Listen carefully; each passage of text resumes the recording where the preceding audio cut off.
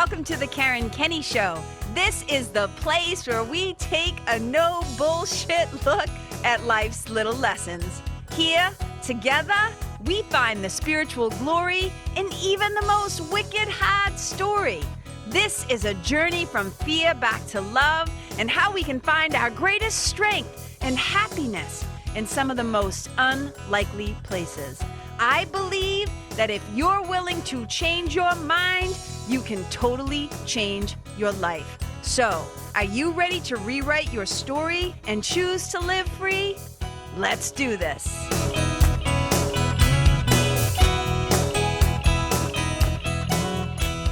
Hey, you guys, welcome to the Kenney Show. I'm so happy to be here with you guys today because we're talking about something that I kind of like to talk about. It probably seems like I love to talk about everything I talk about, but this is a topic that I think is wicked important, and that maybe doesn't get discussed in this particular way a lot. So I'm calling this sucker the ongoing process.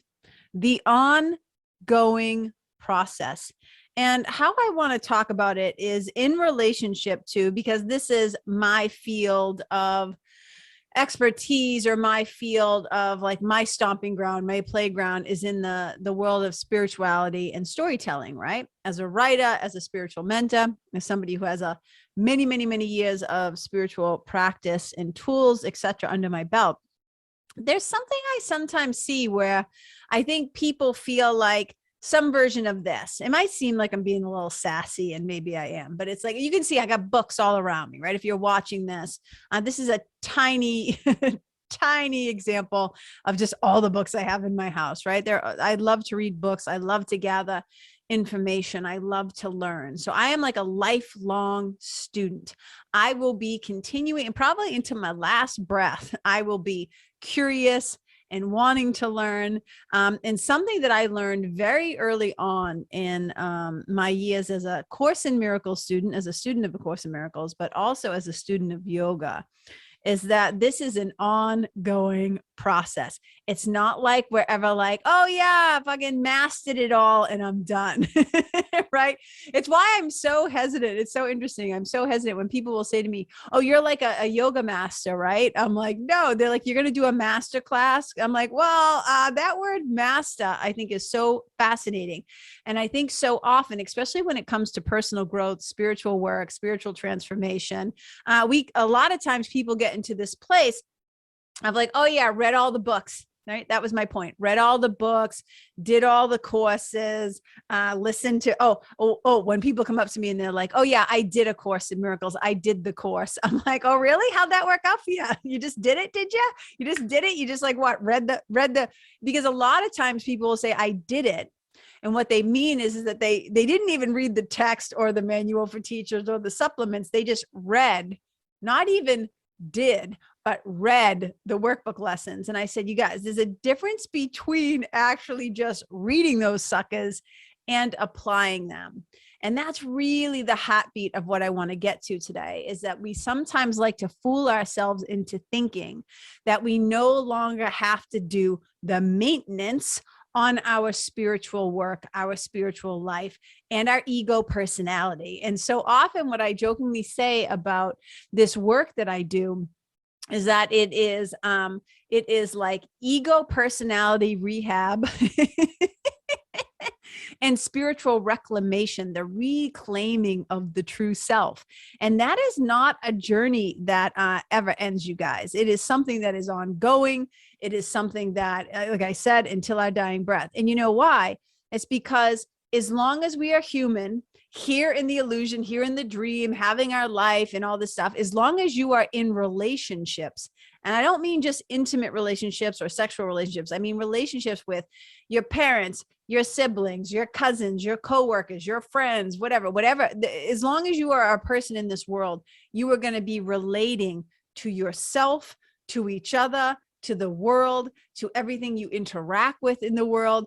As long as you are human and alive, in a body, breathing and having stuff, then you are in an ongoing process of evolution. And I would say of really just remembering and becoming more and more and more your true self. So this is a journey of depth. So often we think of the lifelong experience as being a journey of like laying it out horizontally, having it being wide, having great breadth. But I always like to think of the older that we get, the process that we use, we actually want to be going deeper, more vertical. As I'm doing my little align with the divine thing, right? It's like we want to be able to go deeper rather than just always going broader. And so like I was thinking about it from a yoga perspective, right? So I mean, I have so many examples of this. Okay, number one, right? I'll come back to yoga. You would never just take your car in for one oil change and then just never go again because you're like, yeah, I did that.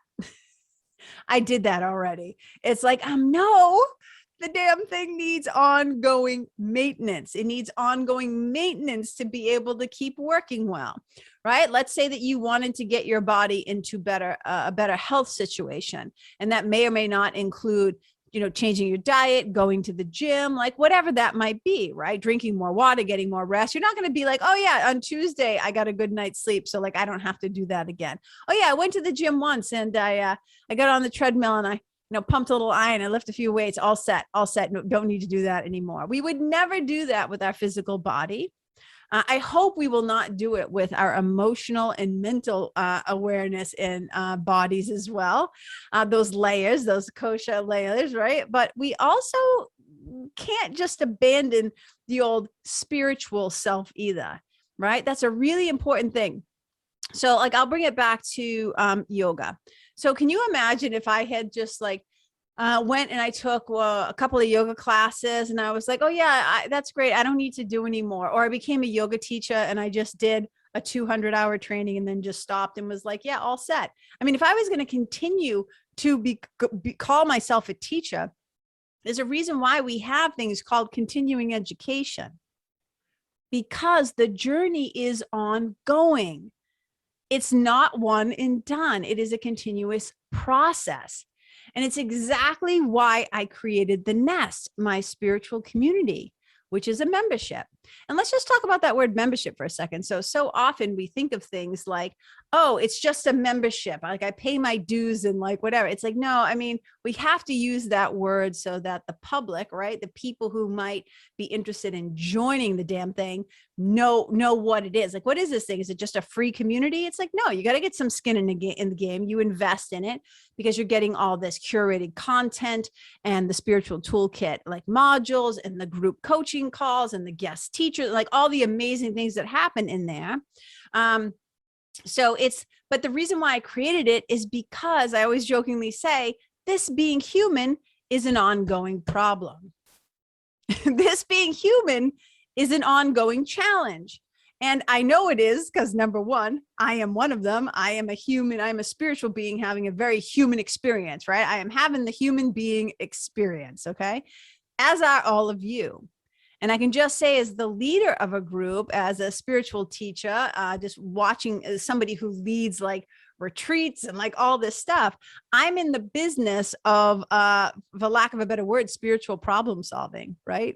Of kind of watching people go through what this human experience is. And every day, like that great poem from Rumi, The Guest House, where he says, this being human is a guest house. Every day, a new arrival, right? Sometimes I'm not reading this, I'm doing it off the top of my head, but so it's like, a great joy or a sadness, right? Some meanness, some shame, like all the shit just shows up at your door each day. As soon as you wake up in the morning, it's like, okay, life, now what's going to show up? And the goal isn't to just have like tools in our spiritual toolkit. I used to laugh sometimes about people that I've known growing up. And I would say, yeah, they had two emotions, right? And I'm not talking about the Course in Miracles perspective of this. I'll get to that in a second. But I say, oh yeah, he has like two emotions, silence and anger. And I'm like, we want to be able to express ourselves, right? We want to be able to express ourselves. We want to have more spiritual tools in the toolkit as life happens, because otherwise, if we do not have deep inner tools, if we do not continue to grow and expand that toolkit, then we end up going into the default modes of the patterns of our traumas and our dramas of our childhoods. So much of this work that we do in the nest, it's an ongoing thing. It is an ongoing membership. It's cyclical. It's like an infinity loop. Like I said, sometimes there are programs or things that you join and it's for a set period of time, right? I mean, that's like in my one-to-one work, depending on what I'm doing, in my thing that I do, where I work with entrepreneurs or storytellers, people who are trying to speakers, whatever it is, writers who are trying to extract their stories. Like I can do that in a 3-month thing. But usually my one-to-one mentoring is like a 6-month or a 12-month commitment. But here's the thing, even those things come to an end. And what I realized is most people don't just come through a thing. And coaches, if you're listening, you know what I'm talking about. Anybody who owns a gym, anybody who helps people with nutrition, anybody who like has stuff where it's like they're dealing with humans and their well-being, their mental health, their bodies, their spiritual lives, right? There's not just like it just comes to an end and you no longer need it. And one of the things that I saw is people were coming out of the one-to-one intensive, up close, intimate, personal experiences. And at the end of it, they were like, oh, please don't go. They still wanted to have a way to continue working with me. Because here's the learning process and journey, you guys. We often have to learn stuff, right? So we take information in, we're consuming it. I kind of like wrote these down as little notes for myself. So there's like the consumption phase where we're reading books, we're watching things, we're doing the course, we're doing all that stuff, and we're consuming and consuming and consuming. And of course, we're learning during that time. And then we need that time to like contemplate. Like we take it in and then we need to be with it a little bit. And then it's helpful to have conversation. So the consumption we can often do on our own. That's really powerful if you're a self-learner or you're able to stay committed and accountable to yourself. Most people need help with that, but some people are self-starters, right? They start and finish well. But then that period of time where you have the contemplation where it's like, okay, I'm going to sit in the silence. I'm going to sit with myself, which that alone, that's one of the reasons why the nest exists, because people have a hard time just getting still long enough. Their nervous systems don't allow them to regulate where they're comfortable being still. So gathering some tools to help with that, or to get help with what do I do when I'm a person who has a hard time sitting still? I know I need prayer and meditation and contemplation in these things, but I have a hard time. Another reason why the nest is like a good idea.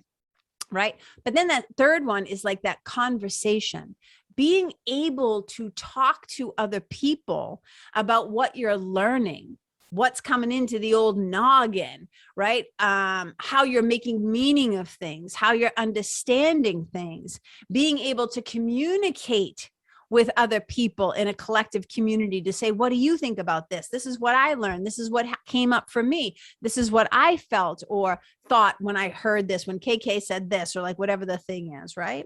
And then you have the act of co-creating together as a community. And you also have the act of co-creating together with your source, with your spiritual team, with your inner teacher, with the God of your own understanding. So this whole being human experience, right? Again, when we're learning stuff, that's really powerful and great.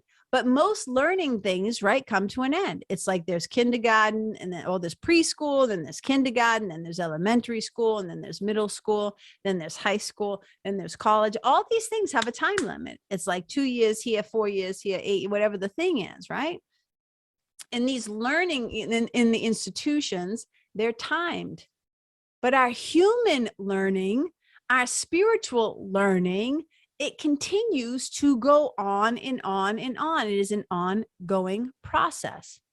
So what I was seeing is people were coming out of these one-to-one experiences where they learned a lot. They took a lot in. It was very intensive, and they started to practice some of these things. But most people need more time to implement stuff, to integrate stuff. So we move out of the theorizing, we move out of the talking, we move out of the intellectual, and we allow things to drop down into the body. We move from the head to the heart, where we can start to integrate and embody the shit that we all just learned. And this takes time. And it's also wicked helpful to have somebody who's kind of leading and guiding and supporting. And sometimes that's one person, sometimes it's a group of people. And I just cannot stress it enough, right? I keep laughing and I think, well, what if I had just like learned like 3 yoga postures and I was like, oh yeah, all set. Or I was somebody who, practiced yoga and then just stopped. Here's the thing that I can tell you. And I know because I've been a yoga teacher for 20 years and I had a studio for 10 of those years. And I would see people come in wicked stiff, suffering in some form, whether it was physical, emotional, mental, spiritual, whatever. They would come in, they would get a dose of it, right? They'd come to class, they'd love class. Their body would start to change. Like I had one woman, I had a client one time when she first started doing yoga, she was 70. Okay. And over the course of a couple of years, I not only saw her physical mobility, flexibility, strength, and all these things, her posture, everything, her breathing, everything started to change. But so did she. As a whole person, she became more compassionate. She became more calm. She became less anxious. She became more grounded and centered. She became more aware. She became more open-hearted, open-minded. She softened. She became more pliable. And that's a powerful thing. But what happens is if you just stop, and people will stop doing what's good for them for a lot of different reasons. Sometimes they do it because all of a sudden they get happy. I see it a lot when people are unhappy, right? They start to do something. We've all done it. Who here has ever been in a relationship, right? You used to go to the gym, you took really good care of yourself, whatever it was. I'm just using this. You used to go to dance, or you used to go to yoga or martial arts, whatever you did to move your body. And then you start seeing somebody and you fall madly in love. And then sometimes both of you, depending on the couple, right? You'll start to like put on a little weight, you get a little happy, you start slacking off, start eating more, right? You start enjoying things a little more. And all of a sudden you're like 5, 10, 15 pounds heavier.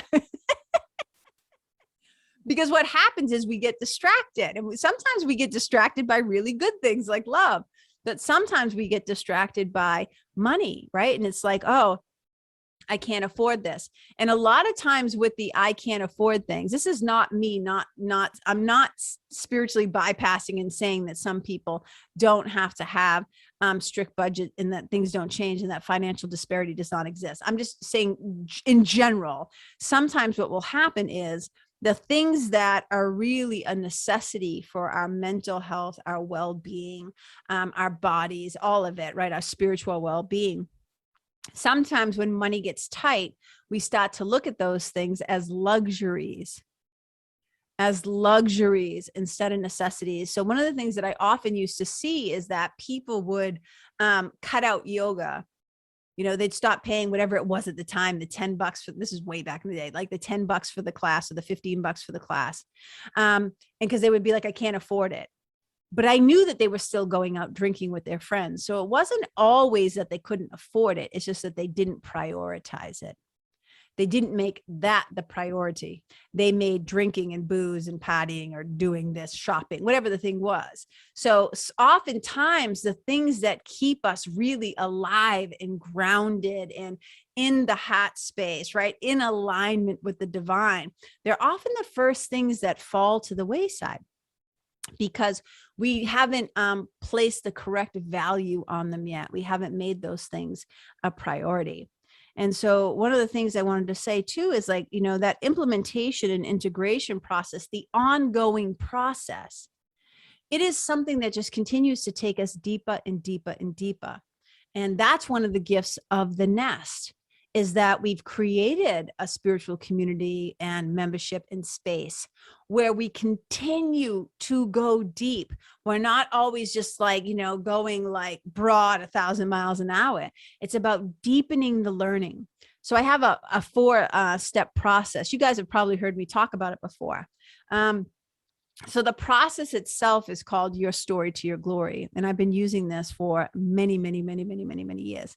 And it's a 4-step process.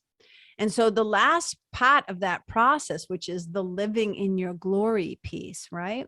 A lot of times people think, oh, it's a 4-step process. So I just go boom, boom, boom, 1, 2, 3, 4 KK, right? And then I'm done. Like I live in the glory all the time. And I just start laughing. I'm like, I don't know. You might be feeling like you're living in the glory right now, but go spend some time with your family and, and then report back and let me know how that went. And that's why I'm talking about this process is more. It's more like an infinity loop. It's an ongoing process rather than something that's linear. There's no one and done here. And I often think about like the great martial artists. Like I think about the Bruce Lees of the world, and it's like, it's not like they just stop, like they don't stop practicing the basics. You don't become a black belt and then just go, oh yeah, I'm all set with horse stance in this and this and this and this. No, what the smartest, greatest masters of anything know is that you continue to deepen that practice. And I think of my sweetie. He comes to mind. Do you think like he was just like, oh yeah, I got these, I know these 3, 4, 5, 6 chords all set. I don't need to practice and learn anymore. I'd be like, are you out of your fucking mind? Right? So those of us who do stuff really well, those of us who have made a commitment to excellence, what we know is that the more that we continue to practice, the more that we stay in the ongoing process, not only do we gain more and more mastery skills, but we learn how to start to save time. And my sweetie and I were talking about this the other day, as a matter of fact, as we were driving to the gym. We were talking about some of the older martial artists from back in the day. My sweetie loves Bruce Lee. And we were kind of talking about this. And he said, you know, some of the old guys, they have learned their craft so well. They have learned the moves, the positions, the strikes, the kicks, all the different stuff so well that if you were to see them fight, it almost seems like they're standing still while they're defending or blocking or attacking. And it's so smooth. And the movement is so efficient because they learned how to be masterful in the movements. And they didn't get that way. They didn't become experts, black belts, whatever you want to call it, because they stopped practicing, because they stopped implementing and integrating. And that is just a ruse. That is a trick of the ego mind, where it starts to tell you, oh yeah, I read that book. I learned everything that there is to learn here. Because the other part of it is, the other part of the ongoing process is, we're not just in it for ourselves. In A Course in Miracles, there's a beautiful line that says, to teach is to demonstrate. To teach is to demonstrate. And in every moment, we are demonstrating to each other by our thoughts, which become words and actions and behaviors, right? Patterns, right?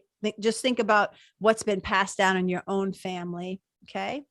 When we think about these things, it's like when we're everything that we're doing is what I'm trying to say. Every thought that becomes a word, action, speech, whatever in our life, we are demonstrating who we are, what we believe, what our choices are. And in A Course in Miracles, we would say, there's just the two emotions, love and fear. There's just the two teachers, right? Ego, which is the connection to fear, and spirit, which is the connection to love.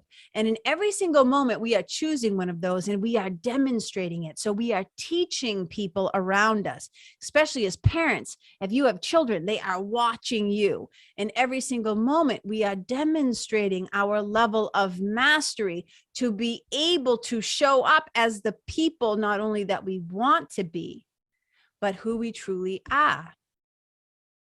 And if we do not make the commitment to the ongoing process of not so much becoming something, because so much of spiritual work is not actually about becoming something, it's about removing all the layers and the blocks and the barriers and the bullshit and the stories that keep you stuck, that keep you blinded, that keep you separate from your true self.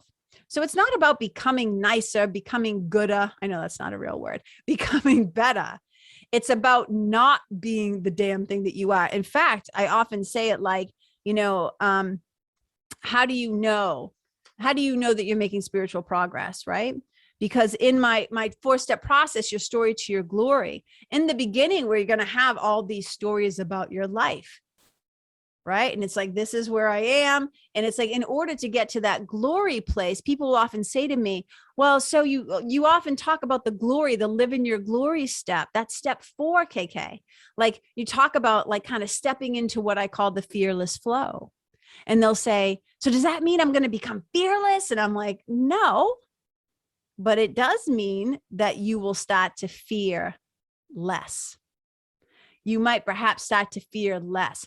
My hope, would it be amazing if in this lifetime we could come to a place where we knew ourselves so well as children of God? I got my t-shirt on. If we stop playing dumb, right? If we stop playing dumb about the truth of ourselves and we recognize ourselves as extensions of the divine, you know, that beautiful quote from A Course in Miracles that says, if you knew who walks beside you on this way that you have chosen, fear would be impossible. That is a really high goal, right? That is a really high aim to get to that place, to just truly know that, so that you move through the world with nothing to attack, defend, or prove. You move through the world in a fearless state. That hasn't happened for me yet, but I am constantly in the ongoing process of knowing more and more and more who I really am and to whom I truly belong. But my point being is, when people say to me, do I get to the place, the fearless flow? Is that what I said? Well, part of being in the fearless flow, right, is coming to the place where you, it's not so much, again, about never being fearless or not of becoming fearless. How you know you're making spiritual progress is how quickly you recognize that you've taken a detour into fear. How quickly you recognize, oh shit, I'm being wicked judgmental right now. Oh my God, Ken Wapnick, who's an incredible teacher of A Course in Miracles. I often say he's like a savant of A Course in Miracles. He used to say that it's not about becoming kind, because who and what you truly are is love. It is kindness. That's your natural state. That's who you really are. This work, the ongoing process work, is about being vigilant for when you are unkind. That's part of the work. And so we don't just get to read the book or read chapter 1 and say, I'm all done. I don't need to keep doing this work. And I know sometimes it can feel like, oh my fucking God, does it never end? It's like, of course we have times where we get to maybe put the books away and just be, where we get to journal and reflect and contemplate, going back to those things, right? Where we consume and we contemplate, we conversate and communicate, and then we co-create. So we have those, the process is ongoing. So there are going to be times like right now in the nest in August, we have an implementation month. And what this does is, we have less calls. It gives people a chance to just kind of spread their wings, right? Spread their tail feathers, catch their breath, start to integrate things. And if they're a little behind on something, or if they want to go deeper into one of the modules, like they can do that. Because I've been doing this long enough to know is that we can't always be in just consumption mode.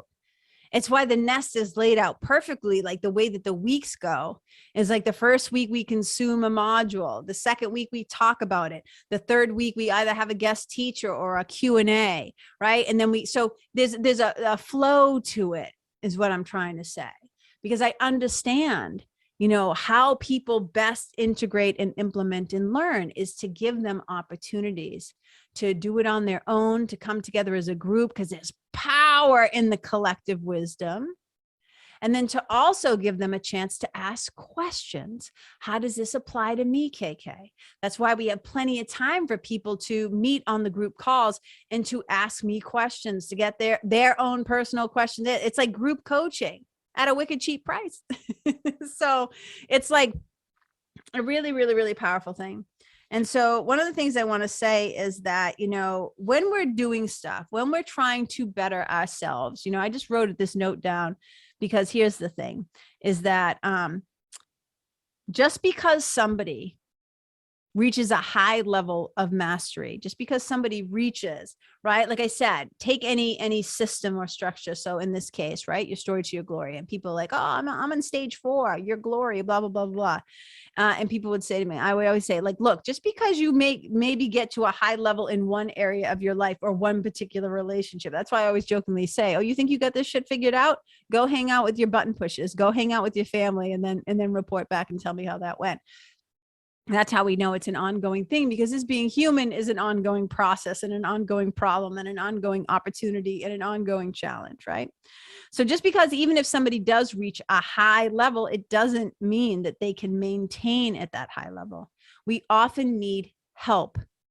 We often need help in our practice. We often need support in our practice. We also want other like-minded people, or people at least who are trying to also grow themselves and expand themselves and to heal themselves, right? Because true mastery actually comes from going deeper and deeper and deeper into whatever it is that we're learning. And the more deep that you go, the deeper that you go, the more benefit you're gonna get. Just think about this. It goes back to the martial artists, the masters, who are able to be so incredibly efficient in what they're doing because it's so embodied. They've become it. They've started to become it. So they save themselves time in their movements. Literally, they save themselves energy, they save themselves violence, they save themselves suffering. And this is also what a great mentor does. This is also what a great leader of a community does, is they give you the tools that you need. And in my case, in this case, the spiritual tools to save you time. I always say my greatest hope is to save people time, energy, and suffering. To keep you from having to go through this shit, right? And sometimes, yeah, there's always going to be those lessons where we have to learn the hard way. We got to learn for ourselves. And I know, because I'm that way. I can be a little thick-headed. It's like, oh, thanks for telling me that. I'm still going to do this. And you might have been right. Right? And yes, I had to take the long way, because sometimes that's how I learn. But I super duper appreciate it when somebody gives me tools that allows me to shorten the amount of time that I'm going to be playing victim or telling bullshit stories or whining and complaining and feeling sorry for myself. Like when I got tools that gave me wicked smart opportunities to realize that my suffering in many ways was a choice. My happiness in many ways was a choice, right? So even though I know all this stuff, I know a ton of stuff. Sure, there's a ton of shit I do not know, but there's a lot that I do know. But just because I know it doesn't mean that I'm always flawless in executing it. And what that tells me is because I need to continue practicing it. And I'm sharing all of this with you in case there's something in your life where you feel like you've been maybe doing it half-assed, or maybe you haven't quite committed to it. Maybe you just think like, oh yeah, I did that. You ever hear somebody say, oh yeah, I read that, I did that. I know so many people who consume books, and especially self-help books. Oh, dear Lord, help us all. Self-help books where they just blow through them. They're like, read that. And some part of me will sometimes be, and I get it. This is not me judging. I'm just saying I notice. I can't help it. I am in the noticing business. And be like, well, you might have read that book, but I don't see you applying it, right? Same thing to myself. I might have read the book and highlighted the book and made notes in the book, but until I start to practice that shit, until I start to put it into play, until I start to have my own firsthand, true blue, real deal, Holyfield experience of that information, then it's just fucking information. I haven't become intimate with it yet. And it's one of the gifts. And yeah, I'm talking a lot about the nest on this call, and I'm going to tell you why in a second. But here's the thing. I sit here and I look out on the world, because part of a spiritual teacher's job is to pay attention to not only what's going on in their own world, because that's really the only thing we can ever be a quote unquote master of, is our own knowing, our own inner experience. That's the playground, right? Like this is the actual classroom is right here. The experimentation lab is right here inside. But also our job is to look at our flock, right? To look at the people who work with us, the people we are in relationship to, and also to look at the greater world. We don't just look at this tiny, we start with our own corner of the garden, and then we look out at all the acres. You know what I'm saying? So part of our job is to be paying attention to kind of what's happening in the greater consciousness. And so what I often see is a lot of people could really benefit from getting help, from getting support, for having a community of people who are doing this kind of personal and spiritual work in an ongoing way. I'm not saying at a fast-paced, exhausted way, but in an ongoing way. And I can just say also from, being in the nest, and I'm not going to share any personal stories in terms of like naming names or whatever, because what's, shared in the nest stays in the nest. But I can just tell you that on a day-to-day and week-to-week basis, it always just strikes me how unguaranteed life is, how surprising and at times devastating life can be, how life is just continually ongoing, and how things, all kinds of things, good things, difficult things, bad things. And when I say bad, I don't mean like, I'm talking about like, deaths and divorces and disappointments and tragedies and traumas. It's constantly here in this world. All you have to do is take a look around. And if you're somebody who can tell me, oh, I don't know a single person who's having a hard time right now, or struggling right now, or suffering right now, I would like to meet you, because I think you would be like a fucking total real life unicorn, because I can take a look around, and that's one of the great things that I can say is that, the people who are in the nest, who really do it, who really participate, who are really showing up in the community, who come on to the calls. There's a reason why they say in 12-step programs, it works if you work it. It's one thing I can say with 100% confidence that I know about the nest. It works if you work it. And so the people who are working it, one of the things that they say it all the time, is that they have incredible gratitude for having a safe place where they can do this kind of work. And whether you decide to at some point join the nest or not, I hope each of you has a safe place. And that might be your yoga studio. It might be your Bible study group. It might be your church. It might be your mosque. It might be your meditation center. I don't know, wherever you gather with people, where you feel seen and you feel heard. And that's one of the things that I really wanted to create with the nest. I wanted to create a safe, inclusive place where everybody was welcome.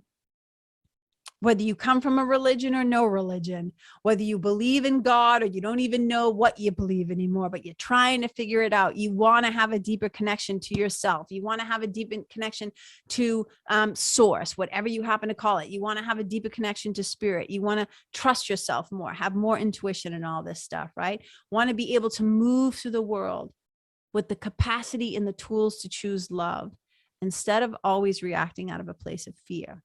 And one of the reasons why I wanted to create the nest is because I know how alone so many people feel right now. They feel lonely, they feel alone, they feel disconnected. A lot of people feel numb. And so many people do not feel seen, they do not feel heard, they do not feel like they matter. And it breaks my heart.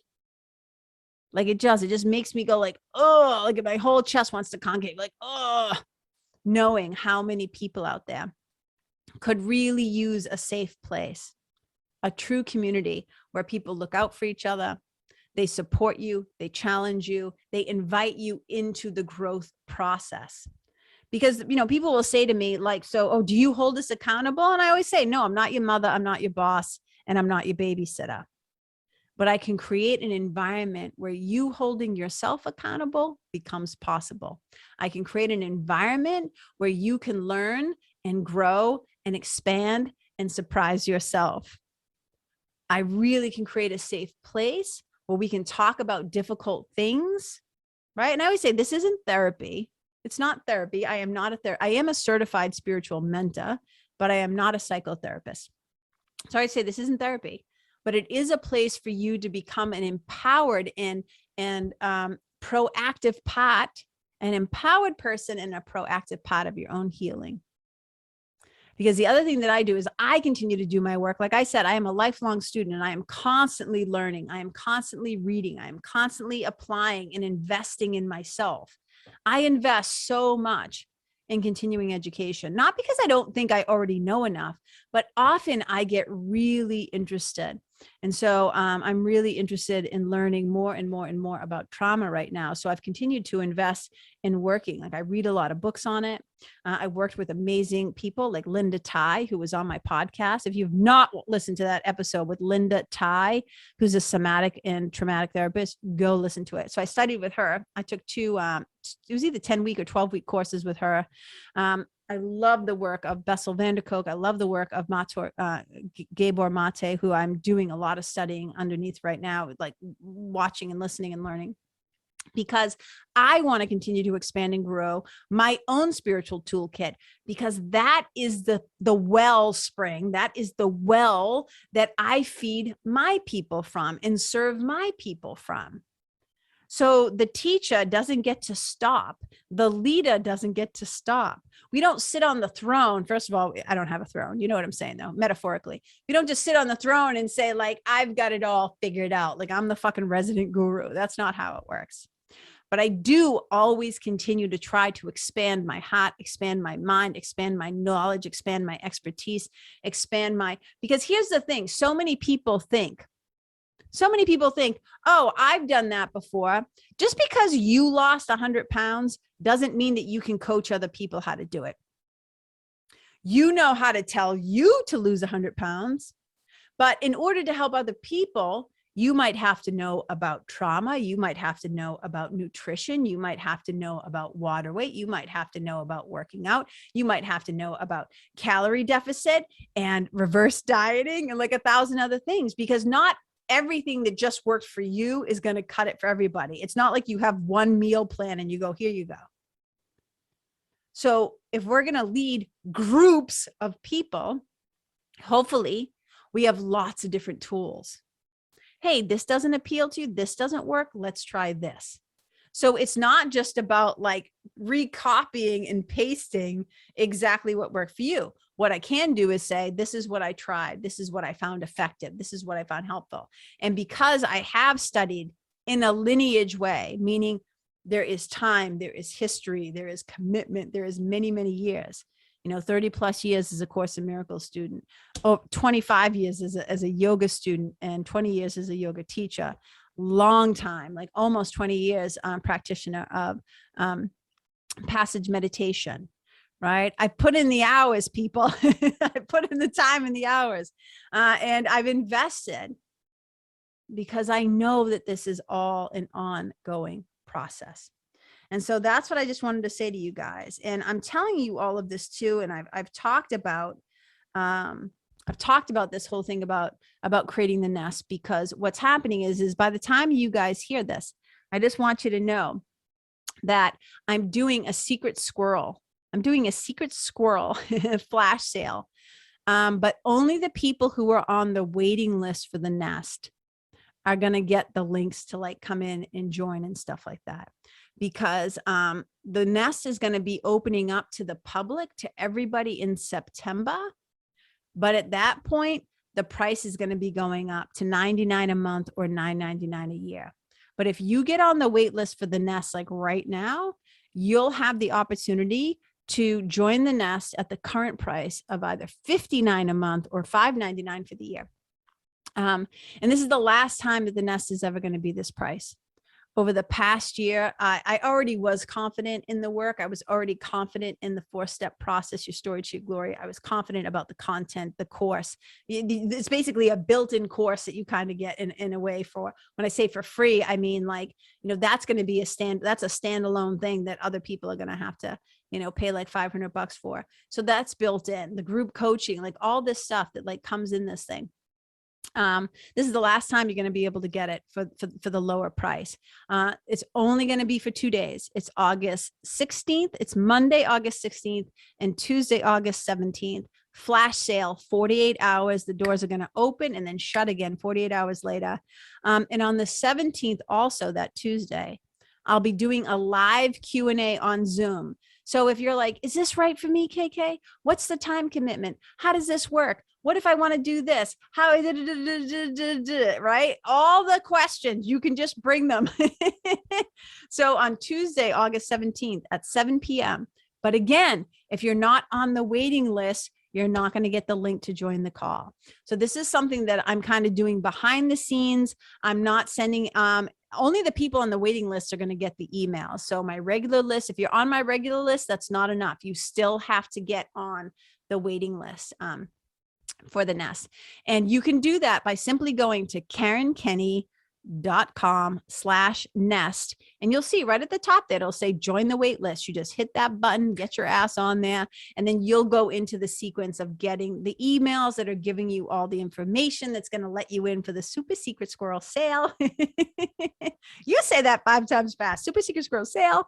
And I would love to have you join us. So if you've been thinking about it, if you've been wanting to work with me in some way, but maybe you're not ready or can't afford, or whatever the reason is, like a more in-depth, like meaning a one-to-one private individualized package, this is an incredible way to not only get my wisdom, but to get the incredible wisdom of the guest teachers. And I'm telling you, in September, there's going to be some amazing additions to the nest. I am so jazzed about what's going to be happening. And the people who sign up now are going to get it on the cheap. And the people who are going to get it later, they'll be paying the fair price. In fact, I still think it's going to be an underpayment because of the value and just the amazing shit that happens in this group. But just be a smarty pants. If it's been calling to your heart, if it's piqued your curiosity, if you've been wanting to do it, but you've been on the fence and you're like, I don't know. Here's what I will say to you, you guys. I'm willing to take a bet on you. I am willing to take a bet on you. I am invested in you. When people come into my world, it is like balcony people status, cheerleading, supporting, mentoring, all that stuff. But I can't be more willing to take a chance on you and to invest in you than you are. But I just want to encourage you. There's no better investment that you can make in this world than in yourself. There's no better investment that you can make in than yourself, and especially your personal work and spiritual work growth. That kind of transformational work, it is, I'm just going to say it, it is fucking priceless, because it is the gift that keeps on giving. The spiritual tools that you put in your toolkit make all areas of your life better. Whether you're a parent, whether you're an entrepreneur, whether you're a writer or creative, whether you're just, when I say just an employee, I mean like you're an employee, but you have your hobbies and the things that light you up on the side, whether you're somebody who wants to connect more deeply spiritually, whatever the thing is, the work that we do in the nest, the spiritual tools that you gather and implement and integrate, they affect your whole life. They affect all your relationships. And they are tools that you take with you. They are the gift that keeps on giving. So that's my little spiel for you. Almost now, I try not to make the podcast like these big sales fests, but I would be stupid. It would be idiotic of me. And I always think of it like this. One of my mentors once said to me, don't be afraid to tell people what you're working on, what you're offering, what you have that can help them. Because I'll tell you this, and he asked me this question. He said, let me ask you something. He's like, if you had a problem and you knew the guy down the street had a solution or had something that could help you, and he didn't tell you about it, how would you feel about that? I'm like, I'd be pissed. I'd be like, why did you tell me? I needed the damn thing. He's like, exactly. So here I am letting you know about the nest. Because the other thing is, and I told this story the other day, I'll make it quick. Here's something that happened to me once. Those of you who may or may not know, I am a huge fan of Stephen King. I have been a fan of him and his books since I was a little kid, like 12 years old and on, when I first discovered him.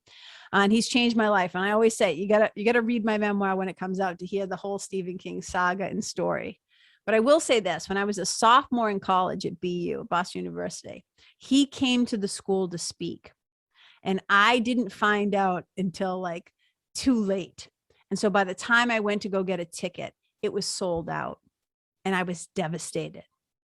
I was crushed. I like just basically walked around mumbling to myself, I wish I had known, I wish I had known, I wish I had known. And I hated that feeling. I hated that feeling. And you guys know me, I'm wicked transparent. I'm not into creating false scarcity. I'm not into trying to fear people into buying shit. Here's what I do know though. I hated missing out on the thing that I really, really wanted, needed, desired. Most of the shit that happens and people are like, oh, this is happening. I'm like, I don't care. I don't really have a fear of missing out about like 90% of things. But every once in a while, there might be an event or an artist or a book or whatever the thing is. In fact, my new Stephen King book came, what's today? Wednesday? I think it came on Monday. It either came on Monday. No, yesterday. I think it came in the mail yesterday. The latest Stephen King book. Oh my God, Jesus Christ. It's sitting on my kitchen table. I'm so excited. But here's my point. I hated that feeling of knowing there was this thing that I deeply wanted. I don't know if I necessarily, I don't know, maybe I did need it. I really needed, I wanted to see him speak so bad. But the story ends even better. Again, you're going to have to read the book when it comes out. But here's the thing. I don't want you to have that feeling. I don't want you to like, whatever it is on the 18th to go, oh, I really wanted to join and now I'm going to have to wait till September and pay the higher price. It's like, don't do that to yourself, people. Don't do it. So this is me letting you know up front and in advance, because I want you to get the lower rate. I want you to make this investment in yourself. And here's the beautiful thing. When you come in at that rate, unless, again, like you leave, right? But once you sign up at that price point, that stays the price point. All the cool stuff that I add, all the cool guest teachers, all the things that might happen in the future, you guys get it kind of like built in because you made the leap of faith. And Margaret Shepard has a beautiful quote that I love where she said, she's a writer and how would I say that? Calligrapher? She's a lady that does calligraphy. She teaches calligraphy. She's like famous. She's from Boston. And she has a quote that says, sometimes your only available transportation is a leap of faith. Sometimes your only available transportation is a leap of faith. So I would love for you to take a leap of faith into the nest. If you have any questions at all, you can find me online. I'm just at Karen Kenney Live, L-I-V-E. You can send me a DM. You can send me an email, Karen@KarenKenney.com. You can go on my website. There's a little chat box that will say, got a question, like go to my contact. There's 1,000 ways to contact me. Okay. If you have any questions about the nest, but you can also just get your ass on the wait list and come to the live Q&A on the 17th, and I will happily answer it for you. So you guys, I hope this has been helpful to you.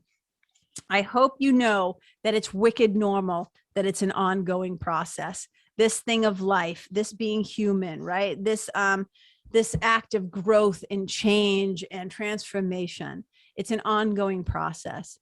Just like how, the acorn becomes the tree, and the tree every year loses its leaves and it goes into this cycle. Our human journey is cyclical, just like my 4-step process, just like that infinity symbol that it rides on.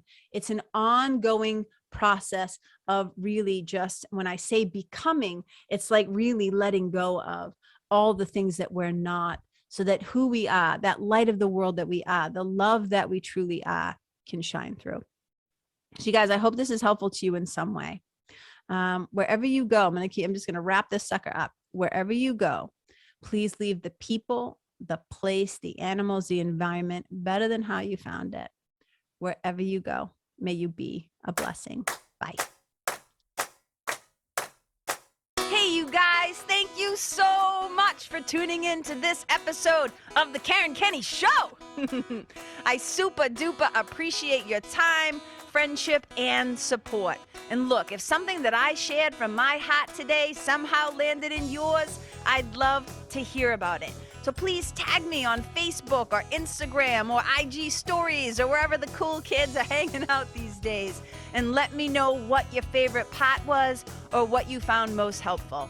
You can find me over at Karen Kenney Live. That's Karen, Kenneylive. And if you're digging what I'm saying and you want to hear more, I'd be wicked grateful if you could go to iTunes and subscribe and leave a review, because you guys, that's how you'll help me to keep spreading the love. And if you can think of someone that could benefit from hearing this episode, please share it with them. I'd also love to stay connected with you. So if the feeling is mutual, please go to KarenKenney.com/freebie and download my free guide to building your spiritual team. Until next time, my brothers and sisters, keep living in the fearless flow. Know that I see you, I appreciate you, and I love you. And wherever you go, may you be a blessing.